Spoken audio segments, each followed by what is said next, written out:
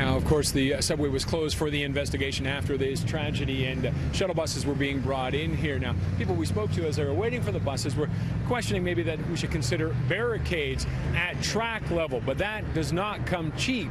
We had a chance to talk to Brad Ross from the TTC about that idea. It's something that other transit systems around the world do.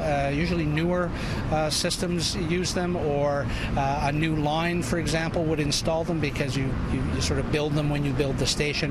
To retrofit a system as old as the TTC's is a significant amount of work and a significant amount of money.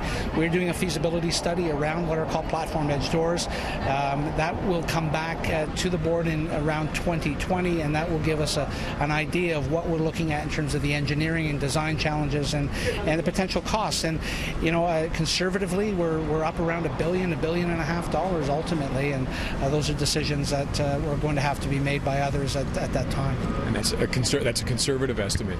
It is. It is a conservative estimate because the platforms all need to be reinforced. There's all sorts of then technology that needs to be installed on the platform. Then the doors themselves and automatic train control. You need automatic train control to ensure that the trains themselves line up with precision on the platform with those doors when they open. Anybody who's ever traveled the world may have seen them, or the people mover at an airport, for example, uses platform edge doors, and that basically keeps people off the track.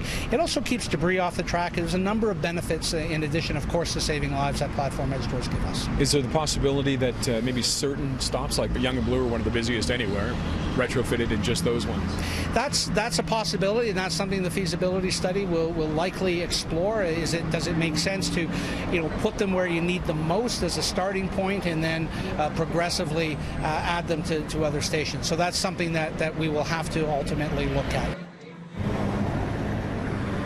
And if something like this were to be approved, it could be years, if not decades away. Coming up, we'll talk to some people and get their thoughts on how they approach a subway now with the incident that happened today.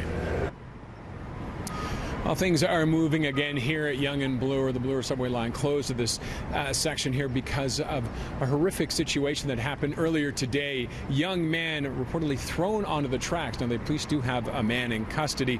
Had the subway shut down for most of the day for the investigation. It reopened about an hour ago. Many people we were speaking to who were waiting for the bus here were talking about barriers or barricades. Now, thankfully, it's a rare incident, but some of them would like to see them considered at least.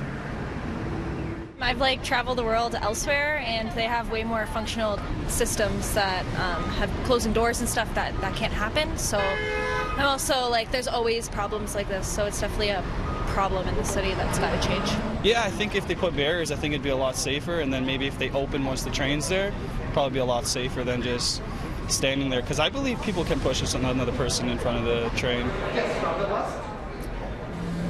Now, police do have one man in custody, as I mentioned. So far, though, no charges. They're just saying the investigation continues at this point.